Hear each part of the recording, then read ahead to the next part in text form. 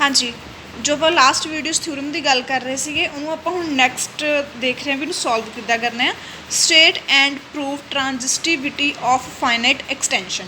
ਪਹਿਲਾਂ ਆਪਾਂ ਦੀ ਡੈਫੀਨੇਸ਼ਨ ਪੜ੍ਹੀ, ਉਸ ਤਿੰਨ ਤਰੀਕੇ ਨਾਲ ਡੈਫੀਨੇਸ਼ਨ ਆ ਸਕਦੀ ਹੈ। ਸੋ ਲਾਸਟ ਵਿੱਚ ਦੱਸੀ ਸੀਗੀ ਇੱਕ ਤਾਂ, ਤੇ ਇੱਕ ਨਾ ਹੁਣ ਆਪਾਂ ਕੋਲ ਗਿਆ state and prove transitivity of finite extension. Next ਇਹਦਾ ਇੱਕ ਥਰਡ ਟਰਮ ਹੈਗੀਆਂ F contained E contained K, ਕੀ ਹੈ ਫਾਈਨਾਈਟ ਫੀਲਡ ਆ ਆਪਾਂ ਕੋਲ। ਇਟ ਮੀਨਸ ਇਹਦੇ ਵਿੱਚ ਇਹਦਾ मतलब ਕੀ ਹੋਊਗਾ, ਪੁੱਠਾ ਚੱਲਣਾ K dimension over E less than infinity sorry E dimension over F less than infinity. Prove ਕਰੋ ਕਹਿੰਦੇ K dimension over F is equals to K dimension over E and E dimension over F ਦੋ ਆਪਸ ਦੇ ਵਿੱਚ ਬਰਾਬਰ ਨੇ। ਸੋ ਆਪਾਂ ਇਹਨੂੰ ਪ੍ਰੂਵ ਕਰਨਾ ਹੈ। ਕਹਿੰਦੇ let K be a subfield of F L, K be a subfield of L and F be a subfield of K. ਇੱਕ ਆਪਾਂ ਲੈਟ ਕਰ ਲਿਆ, ਕੋਈ ਵੀ ਐਲ ਆਪਾਂ ਐਲੀਮੈਂਟ ਲੈ ਕੇ ਚੱਲ ਪਏ। ਕੇ ਕੀ ਹੈ ਸਬਫੀਲਡ ਹੈਗਾ ਐਲ ਦਾ, ਅਤੇ ਐਫ ਕੀ ਹੈ ਸਬਫੀਲਡ ਆਫ ਕੇ। ਇਹਨੂੰ ਆਪਾਂ ਲਿਖਿਆ ਦੇਖੋ, ਕੇ ਕਿਹਦਾ ਐਲ ਦਾ ਹੈ, ਪਹਿਲਾਂ ਲਿਖੋ ਇੰਨਾ ਕੁ ਦੇਖੋ। K is a subfield of L, ਹਾਂਜੀ ਲਿਖਤਾ K is a subfield of L. Then F is a subfield of K, F is a subfield of K. ਇਹੀ ਲਿਖਿਆ ਸੀ ਨਾ ਆਪਾਂ, ਉਹ ਆਪਾਂ ਐਸਾ ਪ੍ਰੈਕਟੀਕਲੀ ਲਿਖ ਲਿਆ। ਲੈਟ ਮੰਨ ਲਓ ਕਹਿੰਦੇ ਐਲ ਡਿਮੈਂਸ਼ਨ ਓਵਰ ਕੇ ਕਿਹਦੇ ਬਰਾਬਰ ਹੈ ਐਮ ਦੇ। ਇਹਨੂੰ ਉਲਟਾ ਦੇਖਣਾ, ਐਲ ਡਿਮੈਂਸ਼ਨ ਓਵਰ ਕੇ ਕਿਹਦੇ ਬਰਾਬਰ ਹੈ ਐਮ ਦੇ, and K dimension over F ਕਿਹਦੇ ਬਰਾਬਰ ਹੈ ਐਨ ਦੀ। Let A1 A2 A3 A3 up to so on AM is a basis of L over K. ਆਪਾਂ ਬੇਸਿਸ ਲੈ ਚੁੱਕੇ ਹਾਂ ਐਲ ਓਵਰ ਕੇ ਦੇ, and B1 B2 up to so on BN ਕਿਹਦੇ ਬੇਸਿਸ ਲੈ ਚੁੱਕੇ ਹਾਂ ਕੇ ਓਵਰ ਐਫ ਦੇ। ਇਹਨਾਂ ਦੋਹਾਂ ਦੇ ਬੇਸਿਸ ਲੈ ਲਏ ਆਹ ਵਾਲੇ। ਦੈਨ ਕਹਿੰਦੇ A1 A2 A3 up to so on AM ਕਿਹਨੂੰ ਬਿਲੋਂਗ ਕਰੂਗਾ ਐਲ ਨੂੰ, ਅਤੇ B1 B2 ਕਿਹਨੂੰ ਬਿਲੋਂਗ ਕਰੂਗਾ ਕੇ ਨੂੰ। ਓਕੇ, ਐਨ ਗੱਲ ਕਲੀਅਰ ਆ ਆਹ ਚੀਜ਼। ਫਿਰ ਕੀ ਕਹਿੰਦੇ ਆ ਉਹ ਕਹਿੰਦੇ ਪਰ ਅਸੀਂ ਕਹਿ ਕੇ ਚੱਲੇ ਵੀ ਕੇ ਕਾਹ 'ਚ ਕੰਟੇਨ ਕਰਦਾ ਐਲ ਦੇ ਵਿੱਚ। ਕੇ ਕਾਹਦੇ ਵਿੱਚ ਕੰਟੇਨ ਕਰ ਰਿਹਾ ਆ, ਕੇ ਕੰਟੇਨਡ ਇਨ ਐਲ। ਸੋ ਇੱਥੋਂ ਕੇ ਕੰਟੇਨਡ ਇਨ ਐਲ, ਸੋ ਕੇ ਦੇ ਜਿਹੜੇ ਸਾਰੇ ਐਲੀਮੈਂਟ ਨੇ ਉਹ ਕਿਹਨੂੰ ਬਿਲੋਂਗ ਕਰਨਗੇ ਐਲ ਨੂੰ। ਧਿਆਨ ਨਾਲ ਸਮਝੋ, ਕੇ ਕੱਚ ਕੰਟੇਨ ਕਰਦਾ ਐਲ ਦੇ ਵਿੱਚ, ਸੋ ਕੇ ਦੇ ਸਾਰੇ ਐਲੀਮੈਂਟ ਕਿਹਨੂੰ ਬਿਲੋਂਗ ਕਰਨਗੇ ਐਲ ਨੂੰ। ਇੱਥੇ B1 B2 ਕਿਹਨੂੰ ਬਿਲੋਂਗ ਕਰਨਗੇ ਐਲ ਨੂੰ।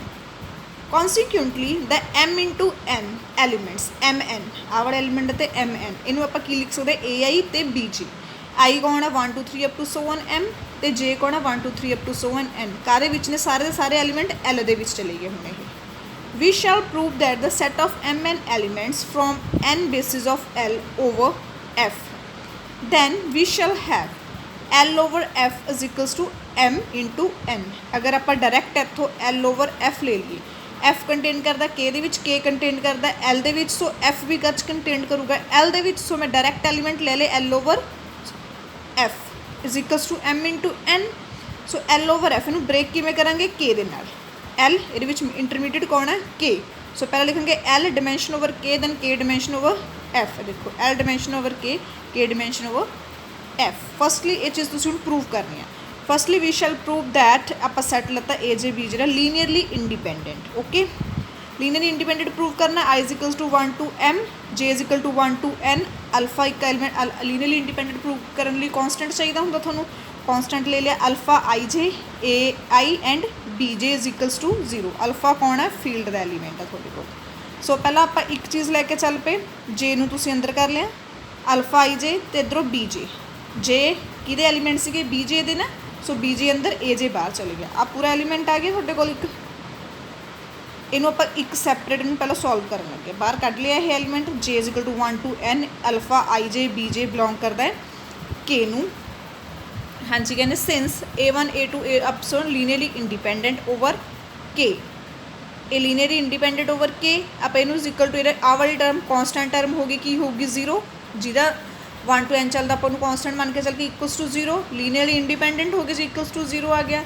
सो alpha I J constant term equals to 0 होंगी है ना, linear independent is equals to 0। Therefore I and BJ is a linearly independent subset of L over F. Now we shall prove that A, I and BJ linearly span prove करना over L they. A be any element of L since the set A1 A2 up to so on AM basis L over K। ਆਪਾਂ ਹੁਣ ਫਿਰ ਦੁਬਾਰਾ proof A ਦੇ equal to ਲੈ ਕੇ ਚੱਲਣਾ ਆਪਾਂ ਨੇ, I is equal to 1 to m alpha I A I. Okay. Further, since b1 b2 up to so on bn form the basis of k over f, so it's span k, that is each element of k can be expressed as linearly combination. सो पहला alpha लेके solve करें, हुण तुसीं इहनूं beta लेके solve कर लेना, beta लेके solve करना जो ए अल्फा आई दी वैल्यू, अल्फा आई दी वैल्यू चक के पुट कर देनी तुसीं ਇਹਦੇ ਵਿੱਚ ਕਿੰਨਾ ਆ ਜੂਗੀ ਦੇਖੋ ਇੱਥੇ ਇੱਥੇ ਪੁੱਟ ਕਰੀ ਹੋਈ ਅਲਫਾ ਦੀ ਵੈਲਿਊ ਪੁੱਟ ਕਰਤੀ। ਪੁੱਟ ਕਰਨ ਤੋਂ ਬਾਅਦ A belongs to L can be expressed as linearly combination of the elements AI and BJ. सो ਆਪਾਂ ਕੋਲ ਸੈੱਟ ਕੀ ਬਣ ਗਿਆ AI BJ form the basis of L over F, L और F ਕਿਹਦੇ ਇਕੁਅਲ ਹੈ M into N क्योंकि दोनों आ गए A और B एलिमेंट्स। सो ਇਹਨੂੰ ਆਪਾਂ ਬ੍ਰੇਕ ਕਰਕੇ ਕੀ ਲਿਖ ਸਕਦੇ ਹਾਂ, ਇਹੀ ਸਾਡੀ ਥਿਊਰਮ ਸੀਗੀ। ਮੋਸਟ ਇੰਪੋਰਟੈਂਟ ਥਿਊਰਮ ਆ, ਇਹ ਸਾਰਿਆਂ ਨੇ ਕਰ ਲੈਣੀ, ਜਿੱਥੇ ਵੀ ਡਾਊਟ ਆਇਆ ਮੈਨੂੰ ਪੁੱਛ ਲਿਓ।